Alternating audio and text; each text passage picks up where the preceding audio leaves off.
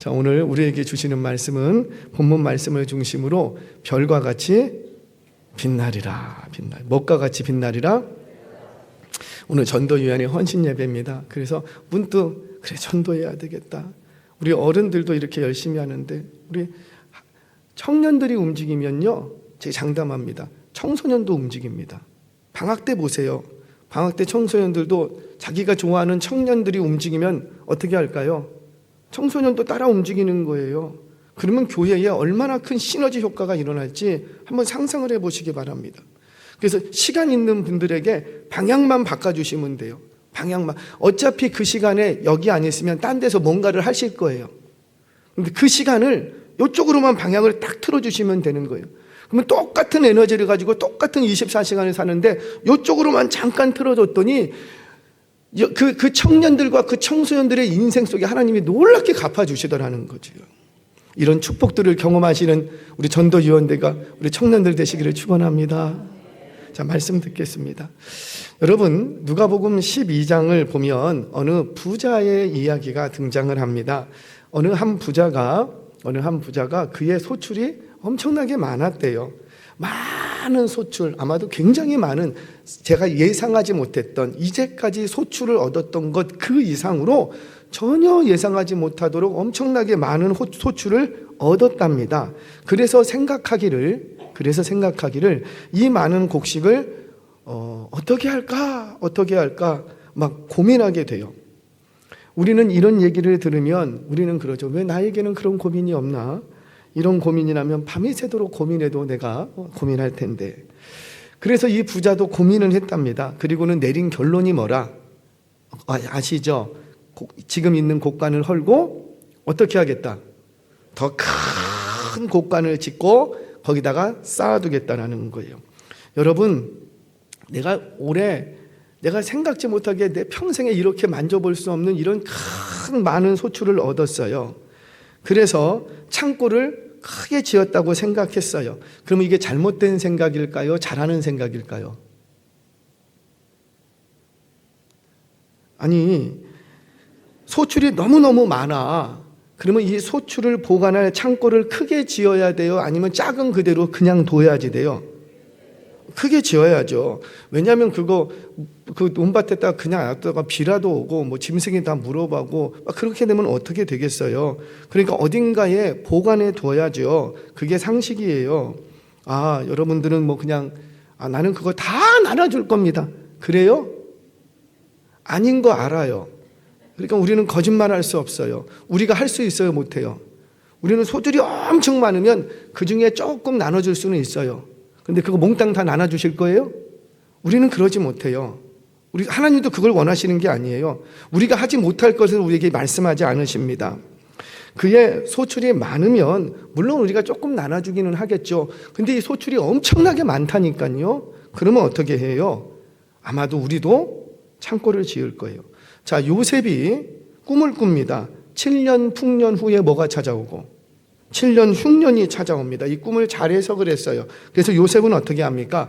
7년 동안 이렇게 보니까 진짜 그 나라에 풍년이 있어요. 엄청난 소출이 있어요. 그랬더니 요셉이 그거 다 먹고 쓰고 나눠주고 그랬어요? 아니에요. 전국의 창고를 크게 지어서 그 창고에 다 쌓아둡니다. 왜 그렇게 한 거예요? 그래야 7년 흉년을 지낼 수 있기 때문이에요. 자, 요셉이 크게 창고를 지어놓고 쌓아둔 게 잘못한 거예요? 잘한 거예요? 그때 잘한 거예요. 그런데 오늘 이 비유의 말씀은 뭔가 읽어보면 창고를 크게 지는 게 잘한 것 같아요? 못한 것 같아요? 그렇죠. 누가복음 12장의 얘기를 들어보면은 뭔가가 모르겠는데 잘못한 것 같다. 자, 그런데 우리가 왜 이렇게 제대로 이렇게 좀 이렇게 혼돈하냐면 지금 이 본문 누가복음 12장의 부자의 얘기에 초점을 잘못 맞추고 있기 때문이에요. 초점을. 자, 이 지금 이야기에서는 창고를 크게 지었느냐 안 지었느냐 그게 핵심이 아니에요. 자, 성경을 봅니다. 누가복음 12장 19절 말씀 같이 읽겠습니다. 시작. 또 내가 내 영혼에게 이르되 영혼아 여러 해 쓸 물건을 많이 쌓아두었으니 평안히 쉬고 먹고 마시고 즐거워하자 하리라 하되. 아멘. 지금 이 부자가 실수하는 게 뭐냐면 창고를 크게 짓고 거기다가 쌓아둔 게 문제가 아니라 뭐가 문제인 거예요? 그거를 통해서 누구에게? 내 영혼에게 지금 뭐라고 얘기합니까? 영혼아, 너 평안히 쉬고 먹고 마시고 즐거워하자. 이걸 누구에게 얘기했더라고요? 내 영혼에게. 여러분, 내 영혼에게 여러 해 쓸 것이 있으니 평안하자, 쉬자, 즐거워하자 이렇게 했다라는 거예요. 여러분, 이거 어디서 많이 들어본 얘기 아니에요? 우리가 구원함을 얻었습니다. 하나님이 내 안에 계시고 내가 하나님 안에 있습니다. 그러면 우리의 영혼은 누구 안에서 평안을 누리고? 창고 앞에서 평안을 누리는 거예요? 하나님 안에서 평안을 누리는 거예요? 창고에 그렇게 많이 쌓여 있어도 내 영혼은 누구에게서 평안을 얻고? 그렇죠, 하나님에서. 누구에게서 안식을 누리고? 하나님 안에서. 누구 안에서 기뻐하고 즐거워하고? 누구 안에서 먹고 마시고? 그렇죠, 하나님 안에서. 그런데 이 부자가 지금 하는 건 뭐냐면 무엇으로 평안을 얻고? 그렇죠, 여러 해 쓸 많은 것, 곡식. 무엇으로 안식을 얻고? 그 쌓아둔 곡식. 무엇으로 즐거움을 얻고? 그 쌓아둔 곡식. 지금 뭘 말하냐면 하나님으로부터 평안을 얻고자 하지 않고 하나님이 주신 물질로 평안을 누리려고 했다라는 거지요. 그래서 하나님께서는 이렇게 말씀하십니다. 누가복음 12장 20절 21절 같이 읽겠습니다. 시작. 하나님은 이르시되 어리석은 자여 오늘 밤에 내 영혼을 도로 찾으리니 그러면 내 준비한 것이 누구의 것이 되겠느냐 하셨으니 자기를 위하여 재물을 쌓아두고 하나님께 대하여 부요하지 못한 자가 이와 같으니라. 아멘. 잠깐만 보세요. 지금 뭐라고 하세요? 뭘 도로 찾겠대요? 아니, 하나님께서 뭘 주셨고, 뭘 많이 주셨고, 재물, 물질, 소출, 그러면은 뭘 걷어가셔야 돼요? 그렇죠. 소출을 걷어가시면 너 어떡할 거냐? 이렇게 말씀하셔야 되는데, 이해가 되세요? 많이 쌓아둔 소출, 그 곡식 누가 주신 건데? 하나님. 그걸 쌓아놓고 내 영혼아 평안하자, 내 영혼아 먹고 마시고 즐거워하고 쉼을 누리자, 그러고 앉아있다고. 그랬으면 하나님이 어떻게 하시면 돼요? 혼내주려면 뭘 뺏어가면 되고? 그렇죠. 그 주었던 재물, 내가 오늘 밤에 네 재물을 도로 다 가져가겠다. 그럼 너 어떻게 하겠냐? 이렇게 말씀하셔야 되는데 우리 하나님은 물질 얘기를 하세요? 영혼 얘기를 하세요? 영혼 얘기를 한다는 거예요. 이게 핵심이라는 거예요. 지금 하나님의 관심은 너가 창고에 많이 쌓아두고 얼마나 있고 뭐 그게 아니라 네 영혼을 어떻게 할 거냐. 너의 그 영혼. 하나님의 관심은 영혼에게 있는 거예요. 왜 영혼을 생각하지 않고 내가 준 그 물질, 재물에만 관심이 있냐라는 거지요. 너의 영혼은 그런 것으로 평안을 얻고 그 많이 쌓아둔 곡식으로 안식을 얻고 그 많이 쌓아둔 곡식으로 즐거움을 얻을 수 있는 게 아니라는 거예요. 아무리 많은 창고에 많이 쌓아뒀어도 그것을 통해서 내 영혼이 안식을 누린다 안 누린다? 못 누린다라는 거예요. 그러니까 지금 하나님이 다루시는 건 이 부자에게 줬던 물질, 창고의 문제가 아니라 무슨 문제를 다루시고 계시고? 영혼의 문제라는 거지요. 왜? 하나님의 관심은 어디에 있기 때문에? 영혼. 우리는 물질을 많이 주시면 물질에 관심이 있어요.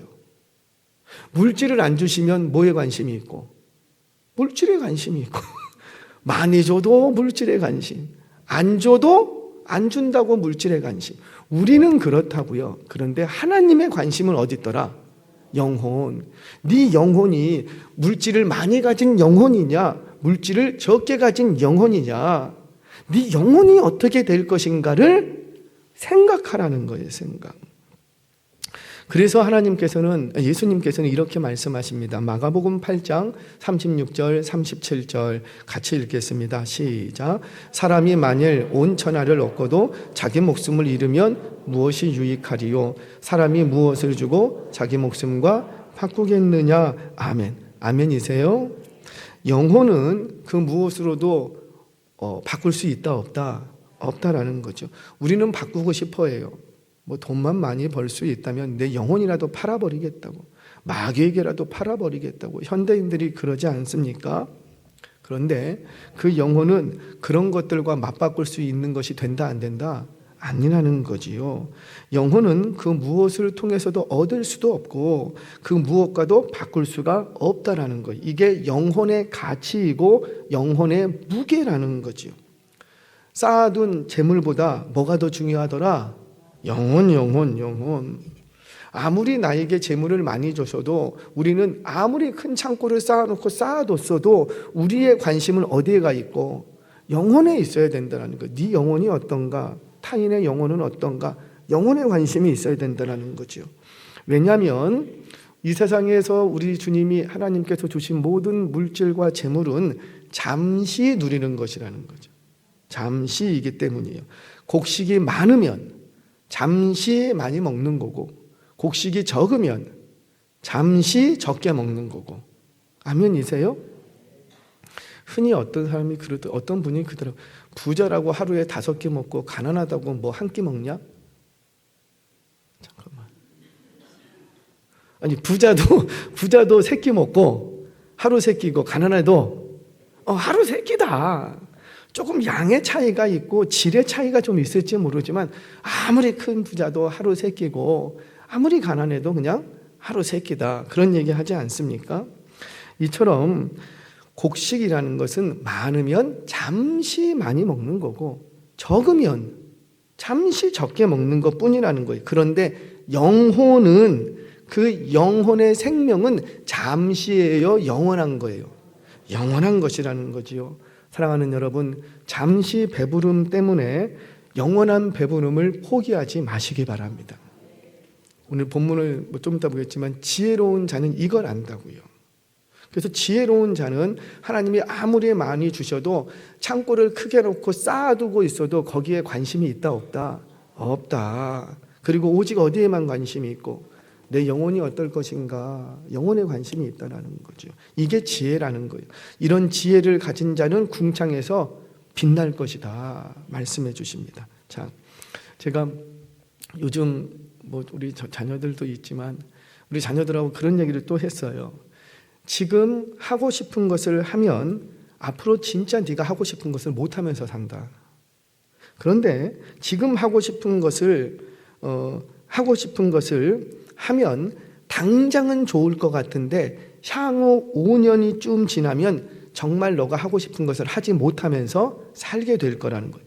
그래서 지금부터 향후 5년 정도만 지금 하고 싶은 것을 절제하고 안 하면 앞으로 5년 후에는 네가 평생 동안 하고 싶은 거 하면서 살아갈 수 있다는 거죠. 이게 비밀이더라고요. 우리는 속아요. 뭘 하면서 뭘 하면서 살고 싶습니까? 하고 싶은 것을 하면서 살아야지요. 인생 잠깐인데 속지 마세요. 그렇게 해서는 나중에 진짜 하고 싶은 것을 하지 못합니다. 여러분들 우리 청년들인데 앞으로 30년 후에 뭐 하면서 살고 싶어요? 세계 일주하면서 살고 싶대요. 할렐루야. 좋은 스포츠카 타고 다니면서 살고 싶대요. 그리고 하루에 주 3일만 일하고 3일 동안은 선교 다니고 싶대요. 할렐루야. 그게 진짜 하고 싶은 거예요. 근데 그걸 하고 싶은 그것을 하면서 살려면 앞으로 10년 동안은 뭘 해야 되고, 내가 지금 하고 싶은 것을 하지 말고 공부 열심히 하고 뭔가 기술을 더 습득하고 힘들고 어렵고 괴롭지만 성경도 열심히 보고 기도도 많이 하고 내가 지금 하고 싶은 것을 잠깐 멈추고 내게 주어진 일을 좀 버겁더라도 그걸 하면 나중에 10년 후에는 평생을 하고 싶은 거 하면서 살 수 있다니까요. 제가 우리 집에서 그런 얘기를 했습니다. 제발 우리 청년들, 우리 학생들도 좀 보이는데 우리 학생 여러분, 잠시의 편리함을 위해서 영원한 것을 포기하지 마시기 바랍니다. 잠깐 지금 여기서 우리가 조금만 불편해지면 그 이후에 너무 오랫동안 행복한 삶을 누릴 수 있다는 거예요.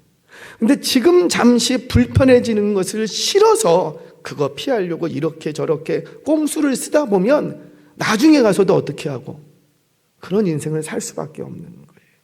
사랑하는 여러분, 지금 나에게 당장의 편리함을 주는 물질보다, 쌓아둔 어떤 곡식들보다 영원한 나의 영혼을 생각할 수 있는 여러분 되시기를 바랍니다.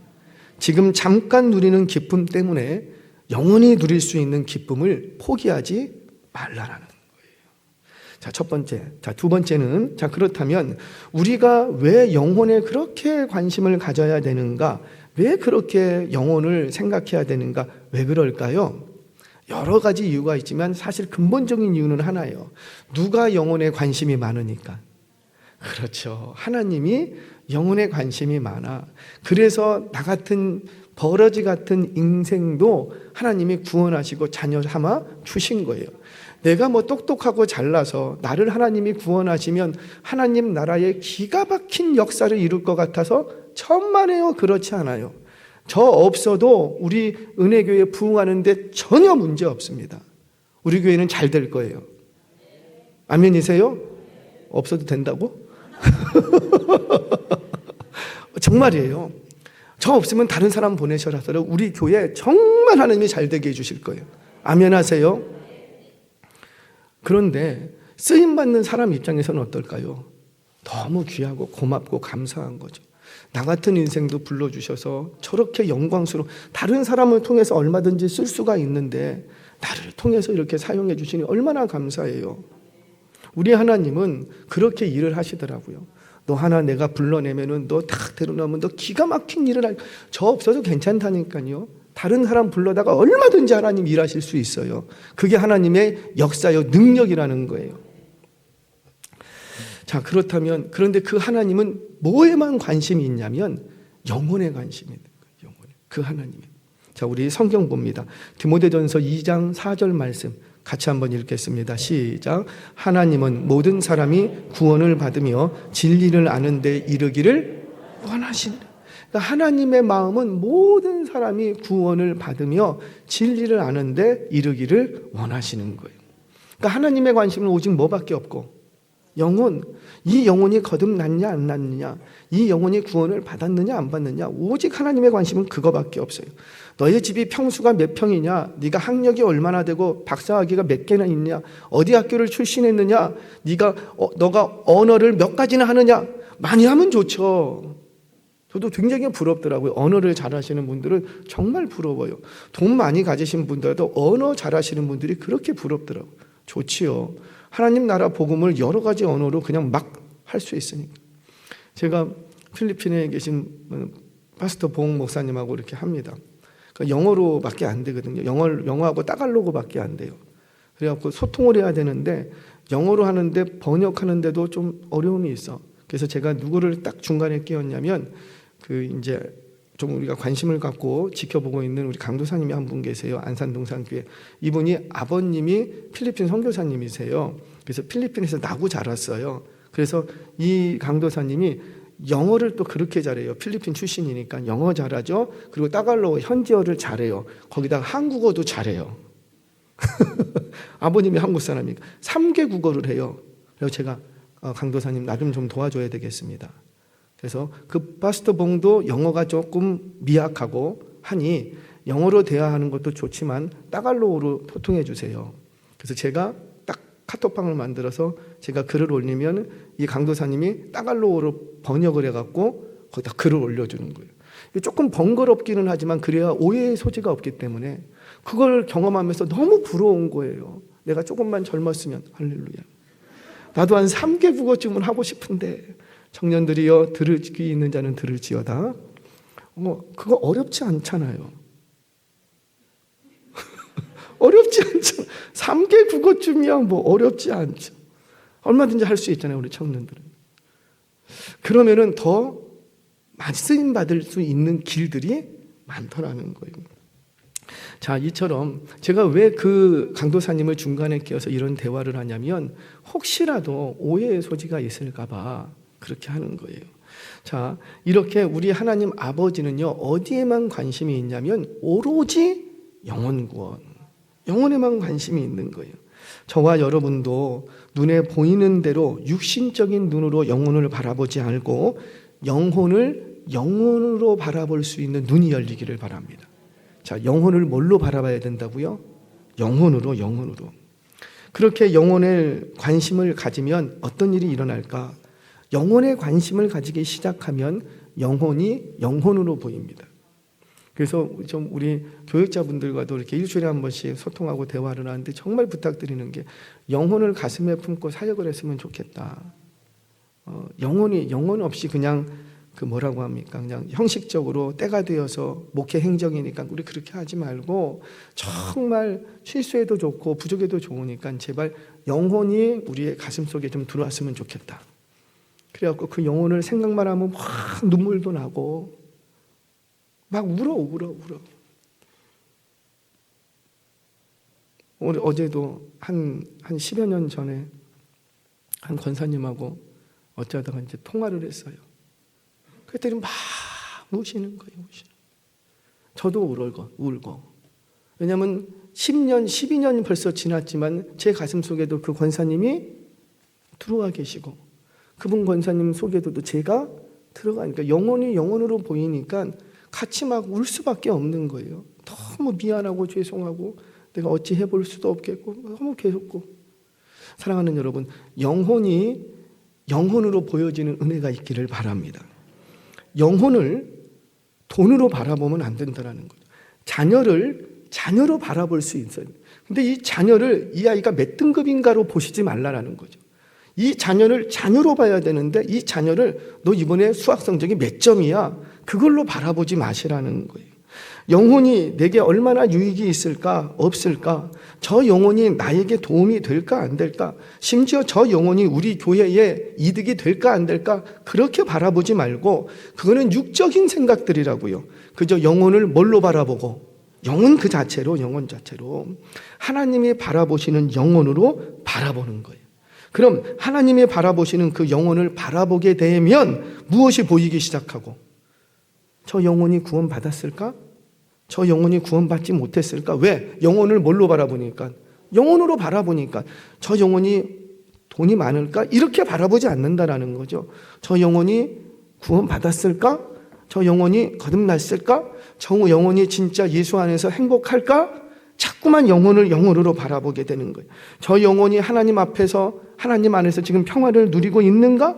저 영혼이 정말 하나님 안에서 부요한가? 자꾸 하나님의 것들을 통해서 하나님의 것들에 대해서 그 영혼이 보여져야 되는 거예요. 저와 여러분에게 이 눈이 열리기를 바랍니다. 모든 교회의 생명의 역사는 영혼에 대한 눈이 열리면서부터 시작이 되는 거예요. 모든 부흥의 현장은 어디로부터 시작되냐면 영혼에 대한 마음이 열리면서부터 사역은 시작되는 거예요. 저와 여러분, 특별히 우리 전도위원 여러분, 이제 전도가 시작되는데 정말 나갔을 때마다, 아니 전도할 때마다 화요일만 될 뿐만 아니라 평소에도 누구를 만나든지 영혼에 대한 눈과 마음이 열리시기를 바랍니다. 그러면 반드시 그 영혼에게 우리 하나님이 만나게 해 주실 줄로 믿습니다. 그러잖아요. 우리도 우리 자녀들 정말 어떤 학원 보내고 싶어요? 그냥 잘 가르치는 학원에 보내고 싶어요? 아니면 우리 아이를 잘 돌봐주는, 잘 가르치는 학원에 보내고 싶어요? 무슨 말인지 모르시나 봐요. 잘 가르치는 학원에 보내고 싶어요? 우리 아이를 잘 가르치는 학원에 보내고 싶어요? 그렇죠. 우리 아이를. 그러니까 우리 아이로 봐줄 줄 아는 선생님한테 보내고 싶지. 우리 아이를 여느 그냥 똑같은 그 수강료 내는 그런 사람으로 보는 학원에 보내고 싶지가 않아요. 하물며 구원에 관한 문제겠냐. 하나님도 어떤 교회의 영혼들을 보내주실까요? 영혼에 대한 마음이 열려있고 영혼에 대한 눈이 열리고 영혼을 영혼으로 바라볼 줄 아는 그 교회에 영혼을 보내주는 거예요. 아멘이세요? 저는 우리 전도위원을 통해서 이런 생명의 역사가 일어나기를 주의 이름으로 축원합니다. 자, 그러면 마지막입니다. 이렇게 영혼을 위해서 애쓰고 힘쓰고 그 영혼에 대해서 관심을 갖고 전도하면 하나님이 어떤 축복의 약속을 주시고 계실까요? 자, 오늘 본문 말씀입니다. 3절 같이 한번 읽겠습니다. 시작. 지혜 있는 자는 궁창의 빛과 같이 빛날 것이요 많은 사람을 옳은 대로 돌아오게 한 자는 별과 같이 영원토록 빛나리라. 아멘. 여기 앞에서 지혜 있는 자는, 이 말은 하나님의 말씀을 들을 줄 아는 자, 복음을 받아들이는 자를 얘기합니다. 그렇게 복음을 받아들이는 자는 궁창의 빛과 같이 빛날 것이고, 많은 사람을 옳은 대로 돌아오게 하는 자, 즉 전도자에게는 어떤 영광을 주시고 별과 같이 영원토록 빛나리라. 아멘이세요? 무슨 말이에요? 천국에 갔다고 해서 다 똑같은 영광을 누리는 게 아니라는 거지요. 전도에서 많은 영혼들을 주께로 돌이키게 한 그 사람, 영혼을 영혼으로 바라볼 줄 아는 그 사람, 그것이 바로 지혜인데, 이런 사람에겐 더욱 빛나는 영광을 주시겠다라는 거예요. 우리는 많은 경우에 이 땅에서 심고 대부분 이 땅에서 거둡니다. 그렇죠? 예를 들어서 자녀를 향한 기도가 있어요. 남편을 향한 기도가 있어요. 우리 청년들이 취업이나 결혼을 향한 기도의 제목들이 있어요. 근데 이런 기도의 제목들은 대부분 어디에서 심는 거예요? 이 땅에서. 근데 어디에서 또 응답받는 거고? 그렇죠. 이 땅에서. 뭐 결혼을 하늘에서 할 건 아니잖아요. 그러니까 이 땅에서. 그러니까 이 대부분의 우리의 기도는, 강구는 이 땅에서 심고 많은 경우에 이 땅에서 거둡니다. 그런데 영혼을 가슴에 품고 심은 것은 그렇지 않다는 거예요. 영혼을 향해서 이 땅에, 영혼을 가슴에 품고 그 영혼을 향해서 이 땅에 심으면, 그 영혼을 위해서 내가 오늘 눈물 버려 기도하고 전도하는, 이렇게 심으면 하나님께서 갚아주시되, 어디서 갚아주시겠다? 그렇죠. 하늘에서 별과 같이 빛나는 영원한 영광으로 갚아주시겠다는, 우리 전도대원들은 이런 별과 같이 빛나는 영원한 영광을 바라보면서 전도의 자리를 감당하시기를 주의 이름으로 축원합니다. 우리 모두 그런 인생 되시기를 축복합니다. 자, 마지막 이야기하고 마치겠습니다. 언젠가도 한번 제가 좀 예화로 드렸어요. 데이비드 플러드라는 선교사님이 계십니다. 플러드는 스웨덴 선교사님이셨어요. 1921년 아프리카 콩고 복음화를 위해서 자신의 모든 젊음을 다 포기하고 24살인가요? 6살인가?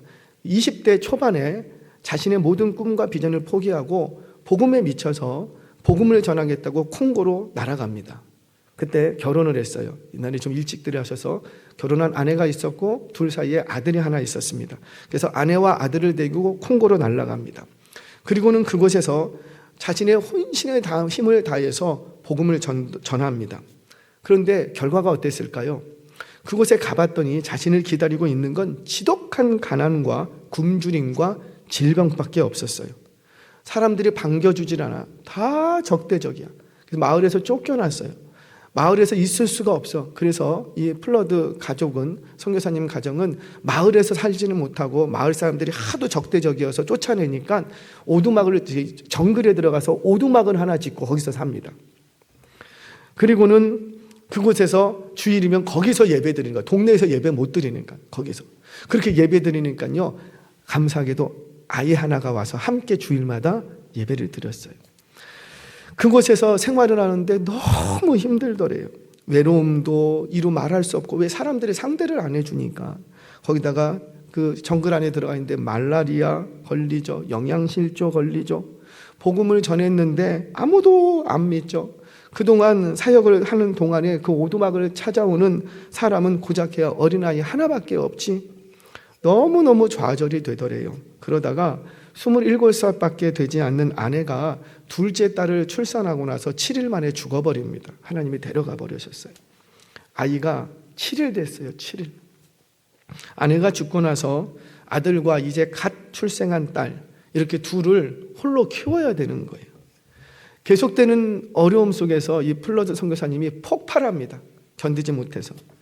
도대체 하나님 저한테 왜 이럽니까? 제가 다른 것도 아니고 복음 전도하겠다고, 하나님 기뻐하시는 일을 하겠다고 여기까지 왔는데 다른 거는 몰라도 어떻게 27살밖에 되지 않는 아내를 데려가시고, 어떻게 지금 이 7일밖에 안 된 이 아이를 내가 어떻게 키우라고 이렇게 주고 이렇게 가버리시면 내가 어떻게 합니까?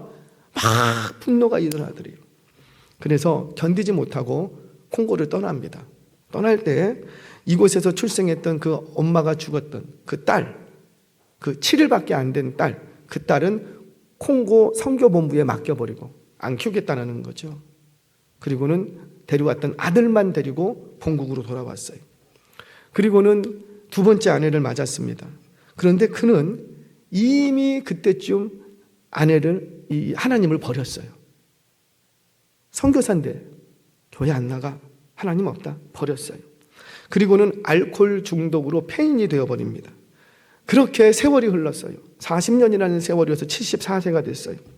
그런데 40년 만에 콩고에 있던 그 버리고 왔던 딸이 아빠를 찾아옵니다. 그리고 놀라운 사실 하나를 얘기해 주는 거예요. 아빠가 콩고에서 복음을 전했던 그 딱 한 아이, 주일이면 오두막을 찾아와서 예배드렸던 그 아이, 그 콩고 그 아이가 목사님이 됐어요.